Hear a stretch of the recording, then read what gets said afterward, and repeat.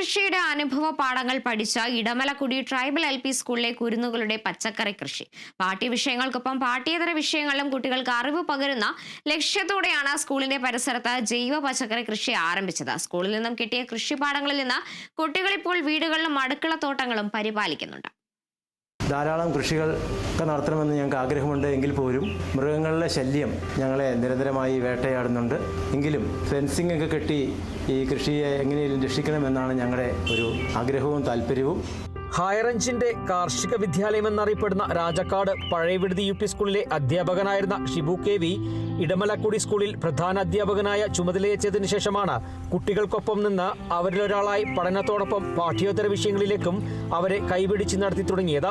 ലഹരിക്കെതിരെയുള്ള പോരാട്ടവും മറ്റു പ്രവർത്തനങ്ങളും അതിന് മാതൃകയാണ്. ഇതോടൊപ്പമാണ് ജൈവ കൃഷിയും നടത്തി വരുന്നത്.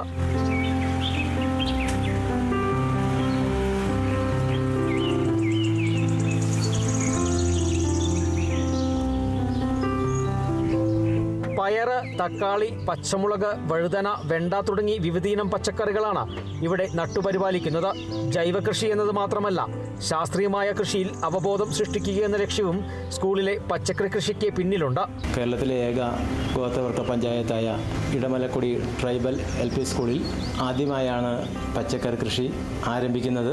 അന്യം വന്നുകൊണ്ടിരിക്കുന്ന ഒരു കാർഷിക സംസ്കാരത്തെക്കുറിച്ചുള്ള ബോധ്യപ്പെടുത്തലുകളാണ് ഞങ്ങൾ ഈ കൃഷി കൊണ്ട് ഉദ്ദേശിക്കുന്നത്.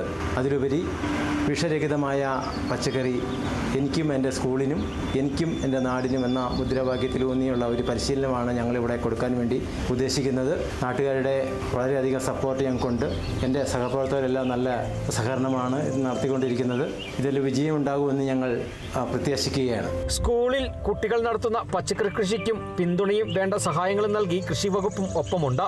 സ്കൂളിൽ മാത്രമല്ല, സംസ്ഥാനത്തെ ഏക ഗോത്രവർഗ പഞ്ചായത്തായ ഇടമലക്കുടിയിലെ എല്ലാ വീടുകളിലും ജൈവ കൃഷി എത്തുകയും ഒപ്പം എല്ലാവരിലേക്കും ശാസ്ത്രീയ കൃഷി രീതിയിലൂടെ അറിവുകൾ പകർന്നു നൽകുകയെന്ന വലിയ ലക്ഷ്യവും മുൻനിർത്തിയാണ് സ്കൂളിലെ കുട്ടികളുടെ പച്ചക്കറി കൃഷി.